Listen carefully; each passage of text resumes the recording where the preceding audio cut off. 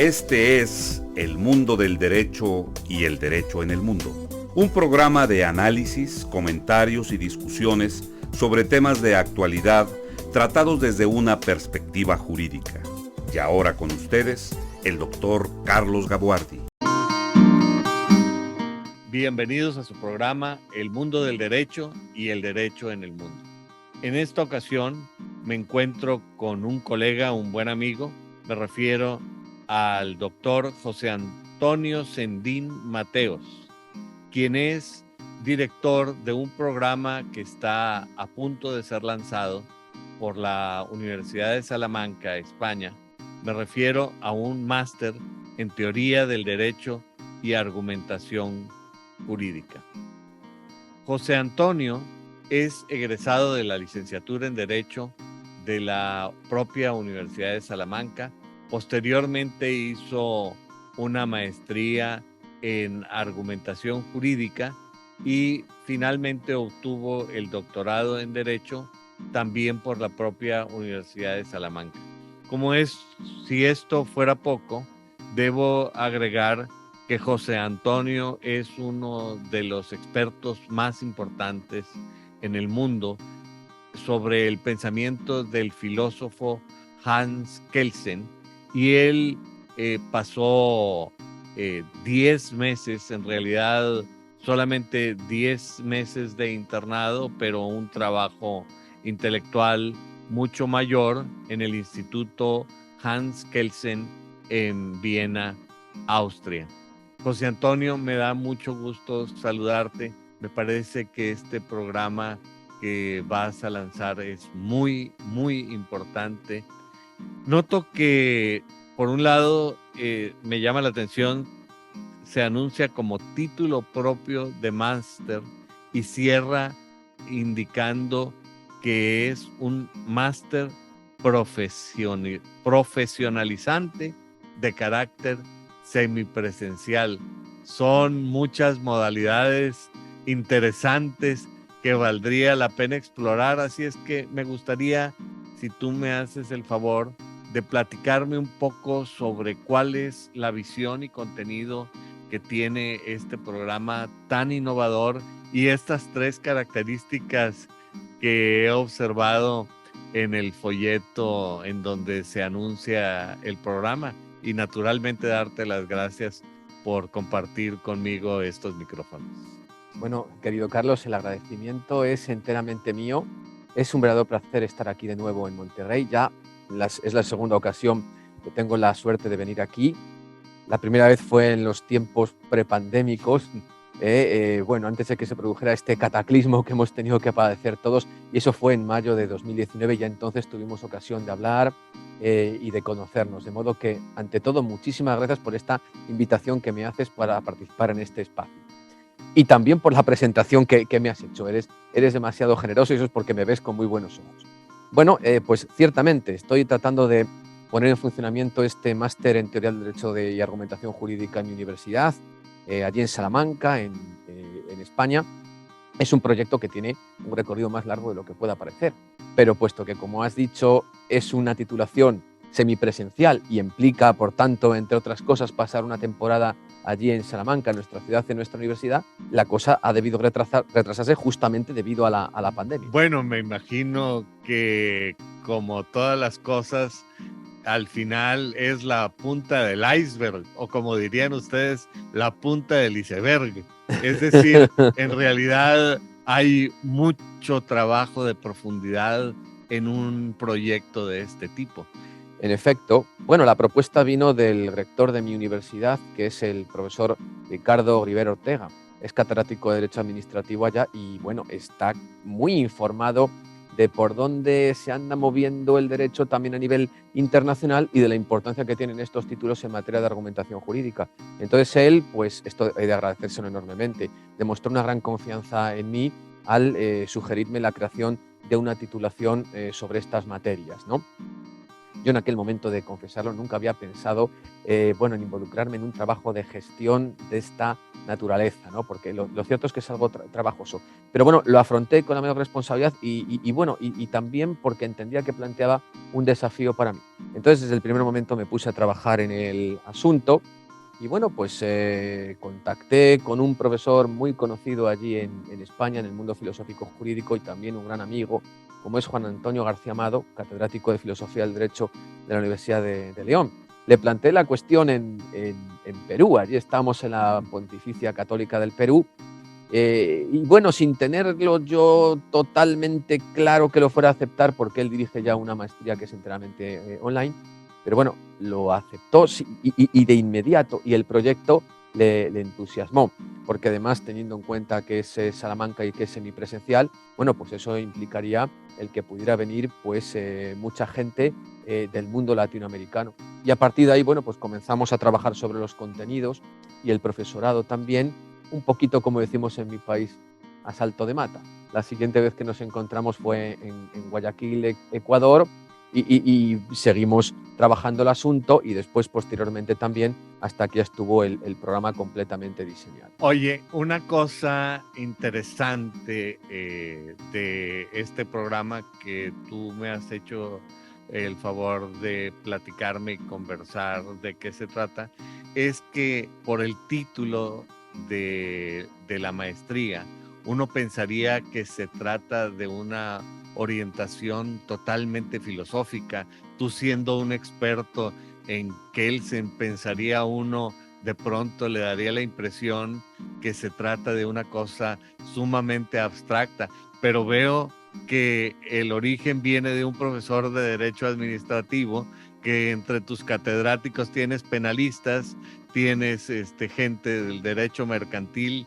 Me llama mucho la atención esta mezcla entre las materias de contacto directo con la realidad operativa del derecho y un título tan filosófico. Mira, vamos a ver, es que en la realidad jurídica actual nada tiene más utilidad que una buena teoría y bueno, una buena formación en materia teórico-jurídica. Y esto vale tanto para quienes se dedican a la enseñanza de materias dogmáticas como para quienes se dedican al ejercicio de la práctica. Y eso es lo que hemos tratado de construir. Aquí de lo que se trata es de mostrar cómo se pasa sin solución de continuidad de la teoría a la práctica. Y la intención que tenemos, nuestra pretensión es poner a disposición de los estudiantes del título herramientas que sean argumentativas, herramientas teórico-jurídicas argumentativas y también de interpretación del derecho, pues para resolver cualquier caso que se pueda plantear en una situación tan sumamente compleja como es la actual, porque es que nunca ha sido el derecho tan complejo como lo es hoy, por diferentes razones. Sí. Y junto a eso el dinamismo, el cambio que implica la globalización, el desarrollo de nuevas tecnologías, es decir, vivimos en una realidad que está en una mutación constante que a veces no da la capacidad inclusive de adaptarse en el día a día. En efecto, esto plantea siempre un reto para los juristas. Por circunstancias que son bien conocidas ya desde hace tiempo, este fenómeno que podemos calificar, utilizando la expresión de Carl Schmitt, de motorización legislativa, sobre todo en el ámbito del derecho público, que es un derecho, infinitamente mutable. Hay ramas, el derecho administrativo, en las que, tal como se enseña hoy el derecho administrativo, existen notables diferencias con el derecho administrativo que, por ejemplo, tuve ocasión de estudiar yo. Aquí Los cambios son muy rápidos y esto implica que en ocasiones pueden surgir incluso dudas para los operadores jurídicos sobre cuáles son las normas y disposiciones que están vigentes a día de hoy. Esto puede generar también problemas de contradicciones normativas por esta sobredimensión de este fenómeno de generación del derecho. Y también puede ocurrir el fenómeno inverso. Esto está a la orden del día, que puesto que la realidad es tan sumamente mutable, de repente nos encontremos con una situación no prevista por ninguna norma y a partir de ahí, como sabes muy bien, el órgano que tenga que resolver, el juez tiene que dar una respuesta. Eso es una obligación. No puede escudarse en que no existe una previsión legislativa para no resolver el caso. Entonces, ahí es donde los jueces se encuentran ante un desafío y, por así decirlo, se asoman al abismo.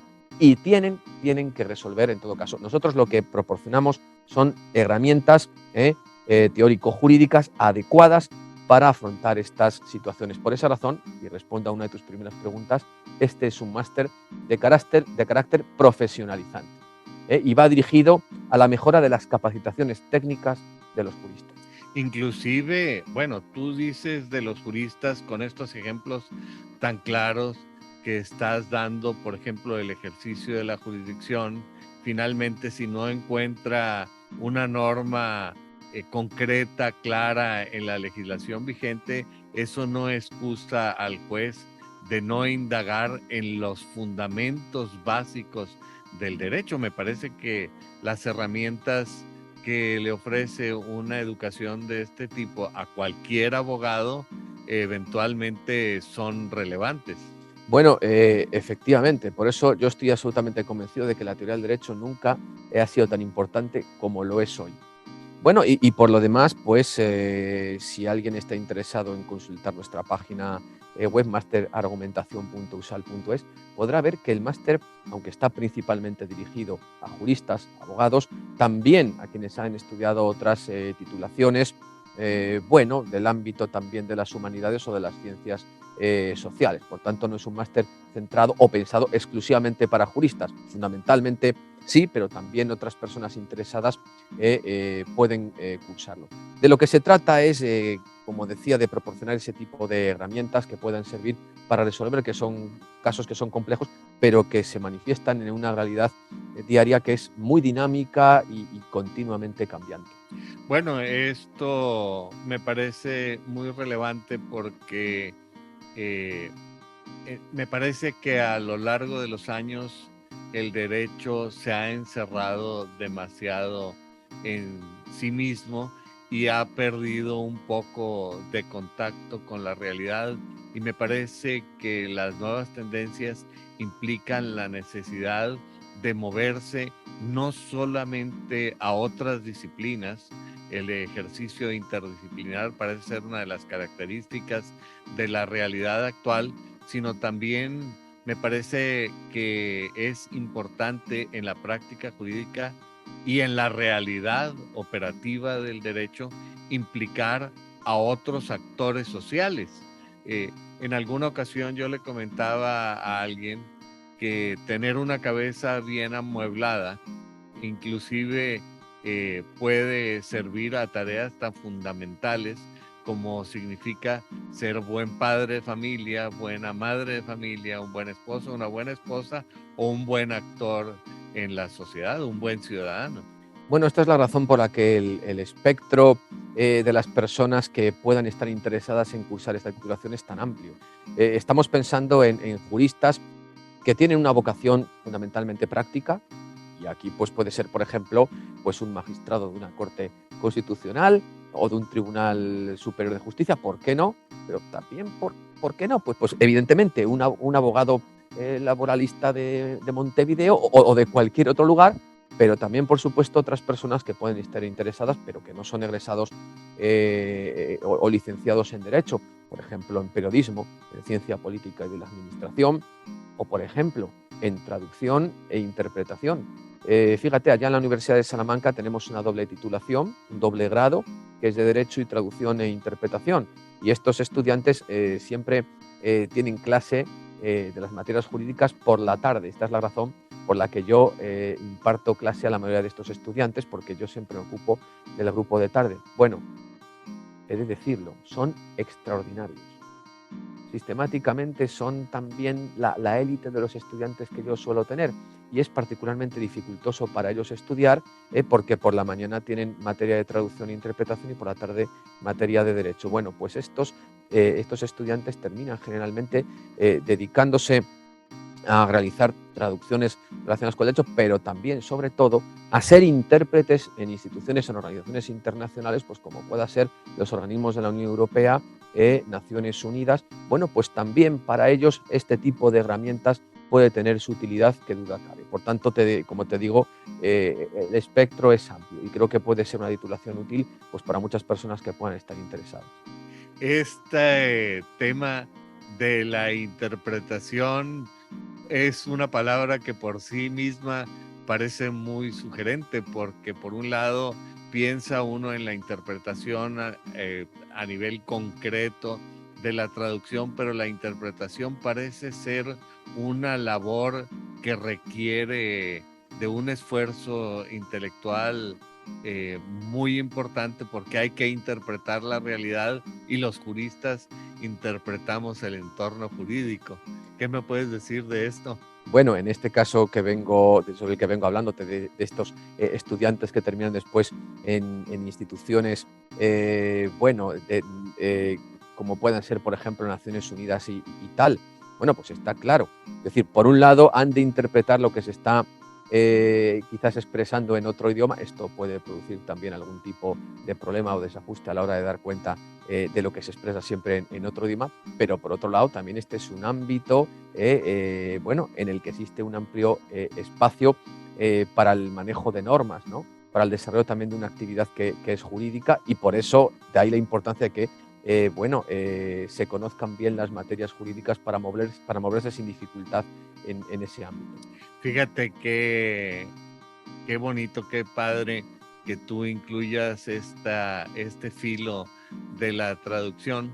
Generosamente, René David, el famoso comparatista francés, cuando invitó a David Berkeley, el autor, su traductor al idioma inglés, no lo incluyó como traductor, sino como coautor, porque René David pensaba que un traductor realmente es tal el esfuerzo que tiene que hacer que necesariamente aporta a la obra, y en un momento determinado debe incluso aparecer como coautor. Bueno, pero ese es un tema muy, digamos, de apreciación personal.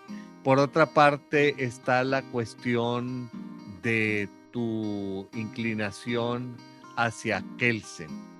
Kelsen, un gran filósofo de tradición germánica que ha influido en definitiva el desarrollo y evolución del pensamiento jurídico contemporáneo, con dos facetas, una europea y otra americana, pero que hoy día ha sido muy atacado. Sí, esto es algo totalmente incomprensible. Es que estamos hablando del teórico del derecho más importante del siglo XX, teórico pero también práctico. Es decir, que, por así decirlo, el padre de la jurisdicción constitucional, está claro quién es, y además ejerció Kelsen también como juez constitucional allá en la Corte Constitucional Austriaca durante unos cuantos años. Por tanto, es poca cosa. No es poca cosa. Bueno, y antes de eso, pues fue también asesor del ministro de Guerra austriaco durante la Primera Guerra Mundial, y hubo también un momento a partir de marcharse de Viena, en que fue recalando en diferentes universidades, Colonia, después Praga, y además obteniendo cátedras de Derecho Internacional. Por tanto, es un jurista muy polifacético, y finalmente pues terminó marchándose a los Estados Unidos cuando se dio cuenta de que la lucha por la democracia en Europa estaba irremisiblemente perdida. Así es, ¿no? Entonces, efectivamente, cuando comienza este viaje, cuando Kelsen se marcha de Europa y comienza este periplo también por diferentes lugares dentro de Estados Unidos, que llega a Harvard, pero finalmente se termina estableciendo en la Universidad de Berkeley en California. Él también visita varios países latinoamericanos. Por ejemplo, estuvo en Cuba, en México, pues qué podemos decir. Y lo cierto es que para quienes nos dedicamos a esta profesión, esto hay que decirlo, cuando venía Kelsen, esto era como si se detuviera el tiempo. Entonces, claro, incomprensiblemente, ahora es un pensador pues muy denostado, y creo que ha sido tratado muy injustamente, a pesar de que sus teorías exigen una revisión crítica, pero ha sido muy maltratado por algunos enfoques más actuales, de corte claramente antipositivista, ¿no? Pues doctrinas neoconstitucionalistas, o también las jusmoralistas, también llamadas en mi país pospositivistas.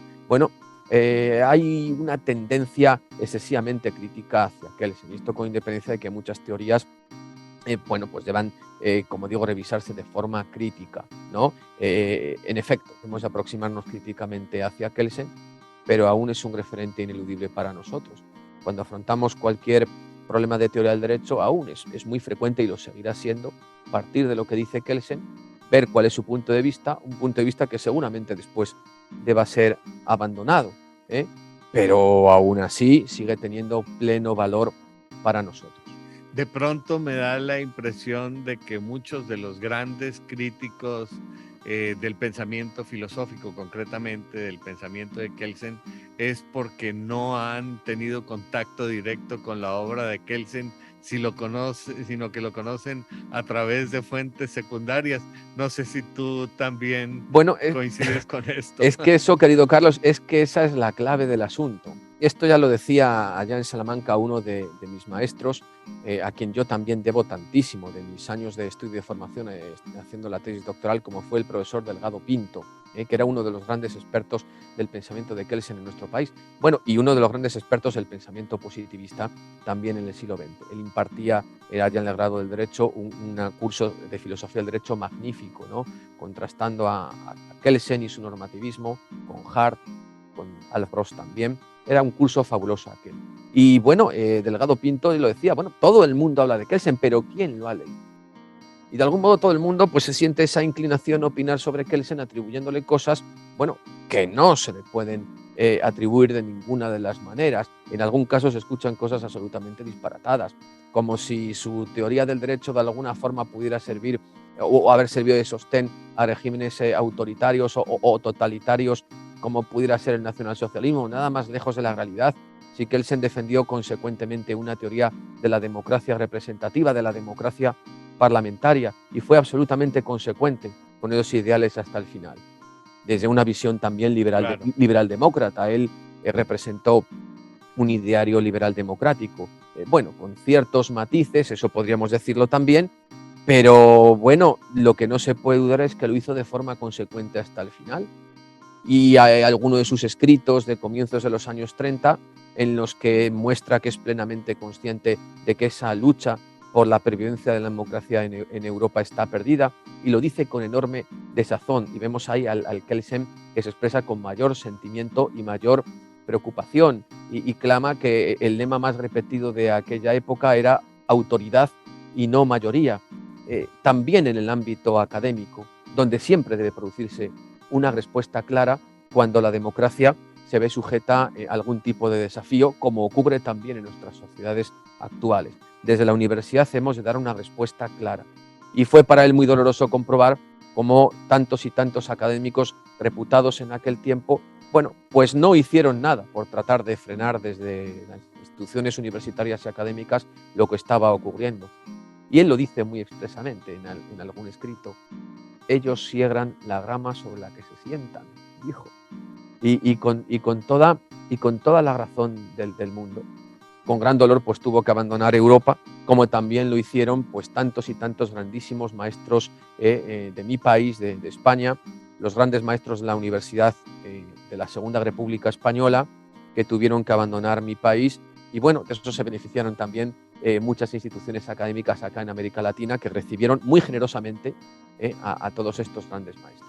Bueno, es que a los que ejercen el poder de manera autoritaria les molesta mucho las mentes pensantes, y si su pensamiento es agudo, crítico y cuestionante, pues mucho más. Y pienso que en este sentido no solamente hablo de las autoridades que ejercen los gobiernos que actualmente conocemos, sino a las autoridades de cada momento de la historia. Y en este sentido me parece que grandes maestros salmantinos han dejado huella importante que hoy en día influye todavía el pensamiento en materia de derechos humanos. Pienso en Suárez, pienso en Vitoria y algunos que tú también me podrás mencionar.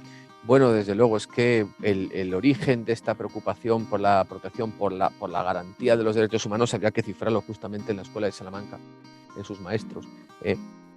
desde la orden dominica, aunque no solo. Pero bueno, ahí estaba desde luego Francisco Suárez, no hay más que leer su reelección sobre las Indias, ¿no? Y sobre la preocupación acerca del trato que se estaba dando aquí, a la población indígena. Esto fue algo también de enorme preocupación para el poder político español en aquella época. Quiero decir, el emperador Carlos V convoca aquellas discusiones en Valladolid entre Bartolomé de las Casas y Ginés de Sepúlveda, porque estaba preocupado por la situación de sus súbditos americanos. Entonces, bueno, pues está claro que aquel proceso de conquista en el cual se construyó un imperio, pues tiene sus claroscuros y seguramente muchas cosas se habrían podido hacer mejor, pero desde luego que las cosas se hicieran bien coadyuvó la Escuela de Salamanca y coadyuvó también pues, dominicos como Bartolomé de las Casas. Y la historia se ha repetido también, porque hablábamos de los maestros de la Segunda República, ¿no? Española, muchos siglos después. Claro, fue algo muy... De los que México se ha beneficiado increíblemente. Bueno, y bien que hicieron.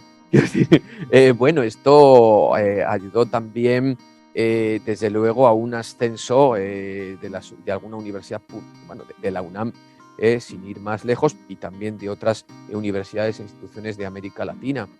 Aquella fue una historia triste, muy agridulce, claro, porque es que la Universidad Española perdió a sus mejores activos y allí se quedaron los individuos más grises y más afines a aquel estado autoritario, ¿no? Y aquí vinieron, pues, por ejemplo, uno de los padres intelectuales de nuestra Constitución republicana, como Luis Jiménez de Azúa, que pasó por México, algún filósofo del derecho también muy reputado, como Luis Recasens Sitges, discípulo, por cierto, de Kelsen en Viena, también salió de Salamanca Venceslao Roces, bueno, y tantos otros que recalaron acá. Lo cierto es que igual que en aquellos años, había una política autoritaria, totalitaria en Europa, también hubo dirigentes democráticos que supieron estar a su nivel. Y aquí permíteme que recuerde la figura de vuestro presidente Lázaro Cárdenas.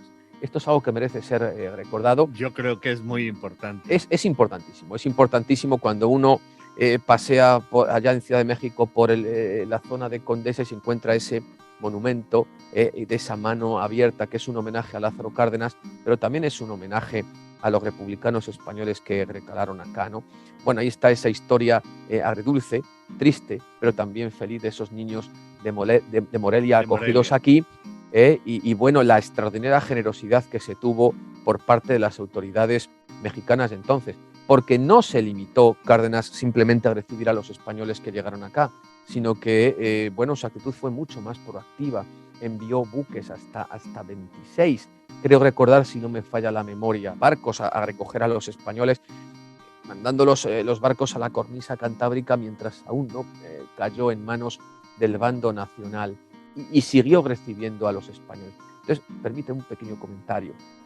Cuando se habla o se demanda peticiones de perdón por nuestra parte, por los españoles desde acá, yo he de decir una cosa bien clara.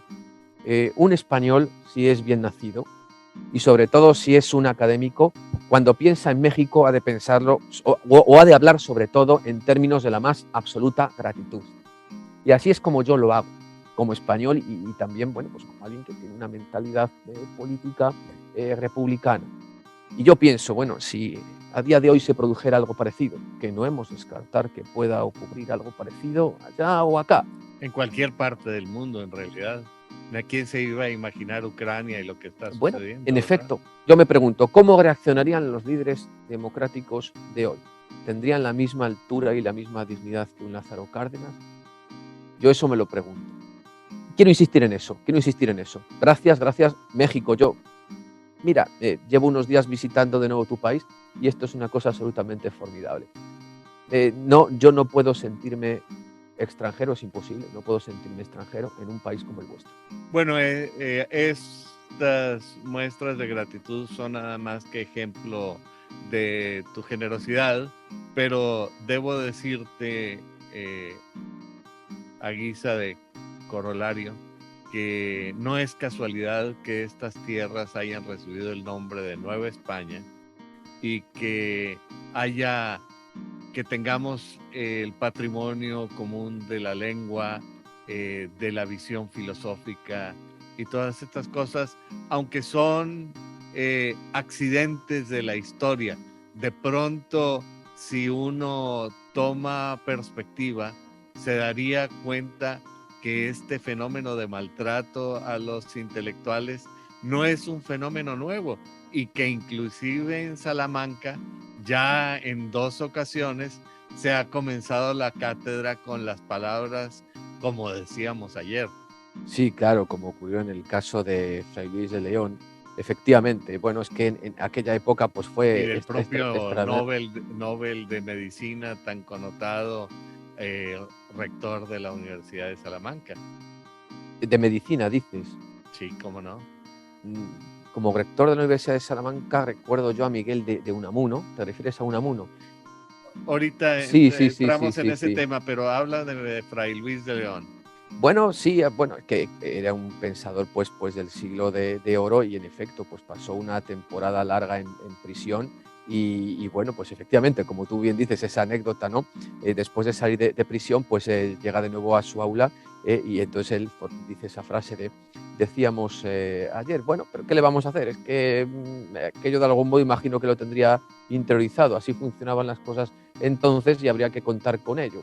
Las autoridades le metieron en la cárcel y bueno, pues al volver siguió su actividad, bueno, pues con la misma dedicación y dignidad con la que siempre había desarrollado.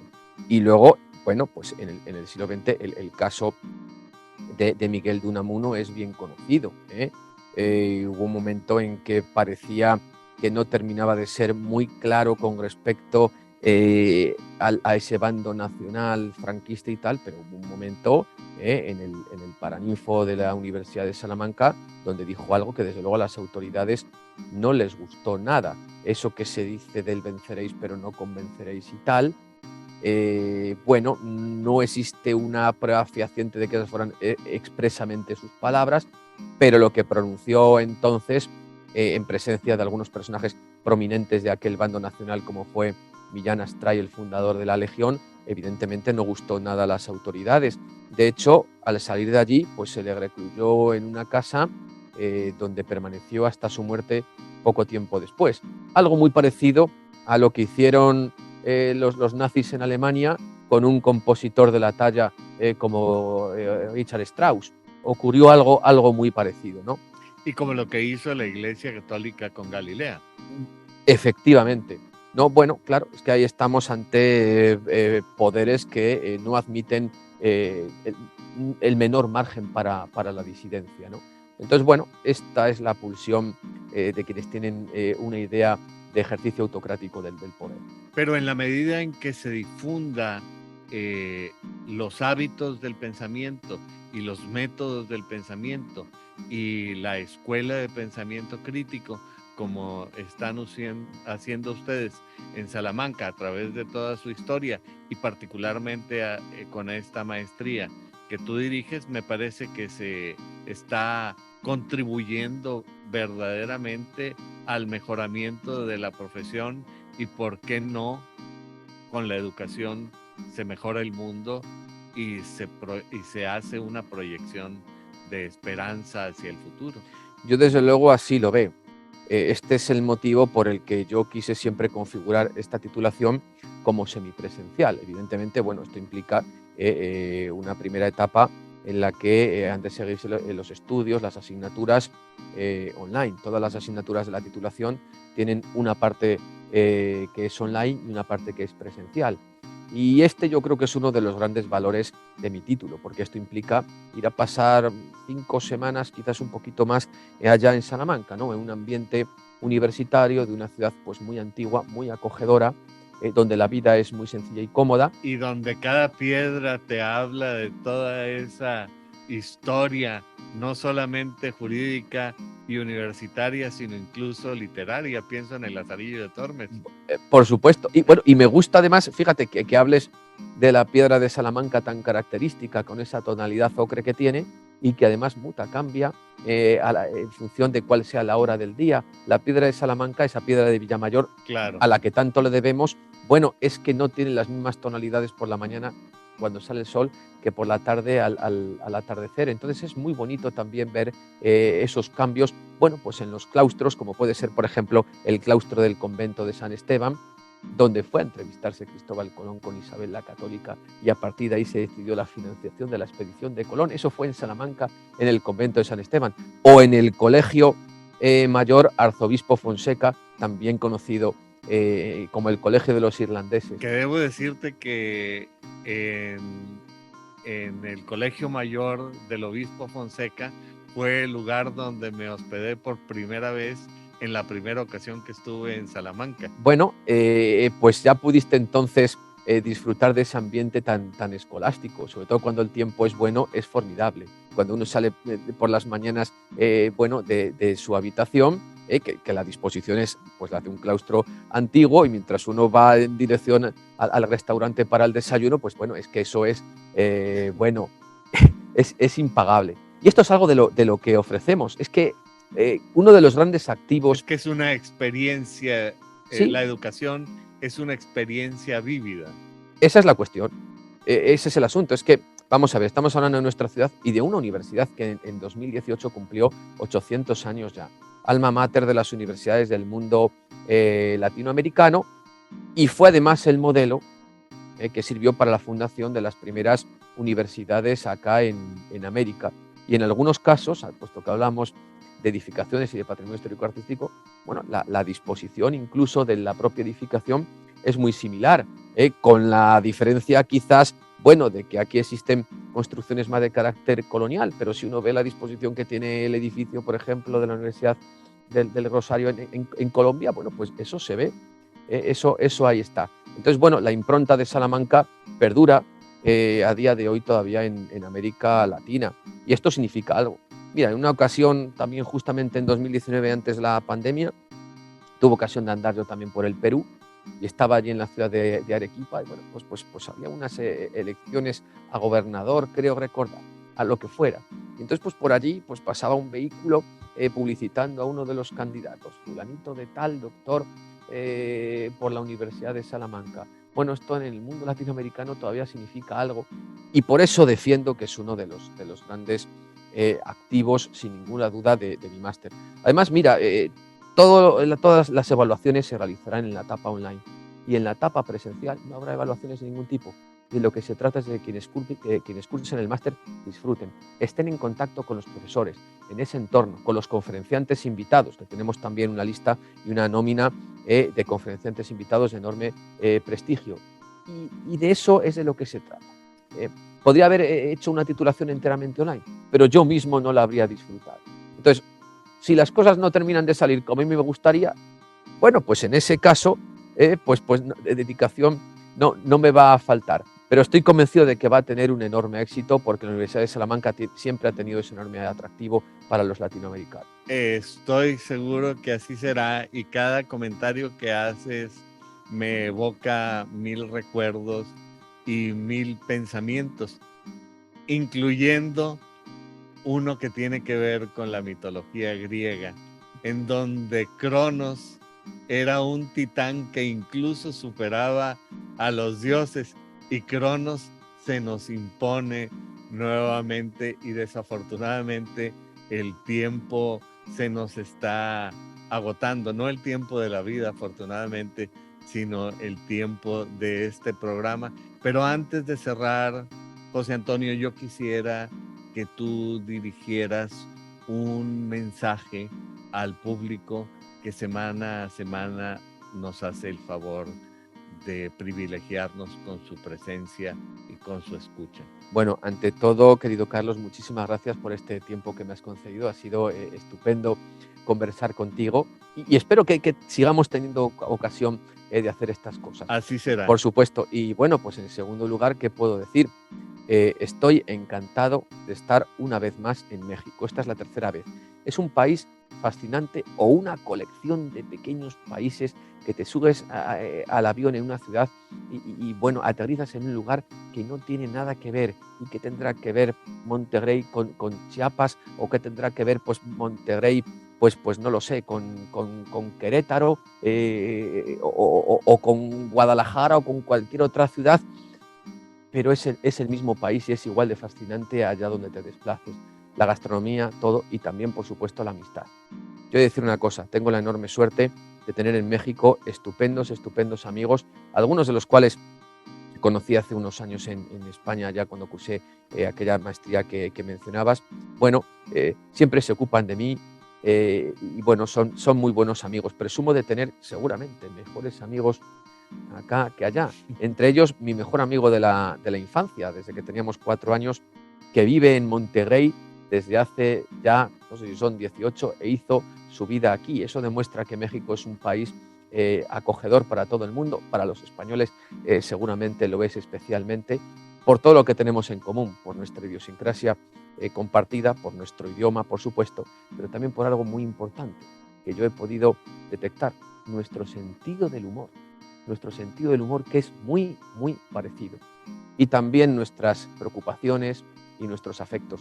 ¿Qué puedo decir? Muchísimas gracias a ti, muchísimas gracias por esta oportunidad que me brindas, muchísimas gracias a la Facultad Libre de Derecho de Monterrey, a México, y bueno, pues ojalá pueda tener ocasión de regresar acá más pronto que tarde. Desde luego que ya lo estoy deseando y aún no me he marchado. Muchísimas gracias. Al contrario, muchas gracias a ti y espero nuevamente contar con su presencia la próxima semana. Gracias a todos.